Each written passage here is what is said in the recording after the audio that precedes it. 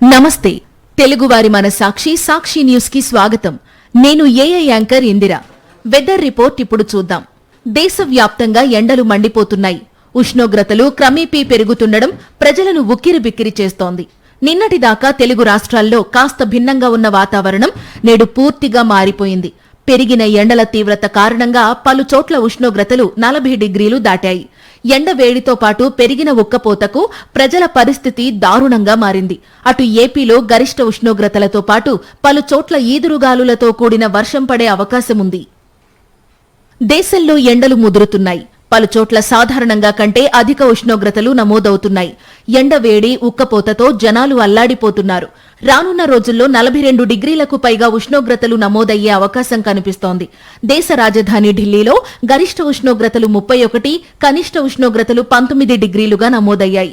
ముంబైలో 31, 26 డిగ్రీలు, బెంగళూరులో 36, 23 డిగ్రీలు, కోల్కతాలో 32, 23 డిగ్రీలు, చెన్నైలో 33, 27 డిగ్రీలుగా నమోదయ్యాయి. హైదరాబాద్లో గరిష్ట ఉష్ణోగ్రతలు 36, కనిష్ట ఉష్ణోగ్రతలు 24 డిగ్రీలు, వరంగల్లో 38, 26, కరీంనగర్లో 36, 24 డిగ్రీలుగా నమోదయ్యాయి.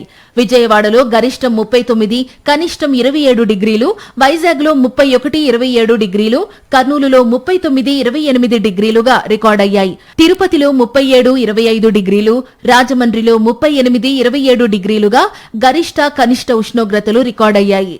తెలంగాణ వ్యాప్తంగా రానున్న 2-3 రోజుల్లో 2 నుంచి 4 డిగ్రీలు అధిక ఉష్ణోగ్రతలు నమోదయ్యే అవకాశముందని వాతావరణ శాఖ అంచనా వేసింది. అటు ఆంధ్రప్రదేశ్లో కూడా ఉష్ణోగ్రతలు పెరుగుతాయని, కొన్ని చోట్ల ఈదురుగాలులతో కూడిన వర్షం పడే అవకాశముందని అధికారులు చెబుతున్నారు.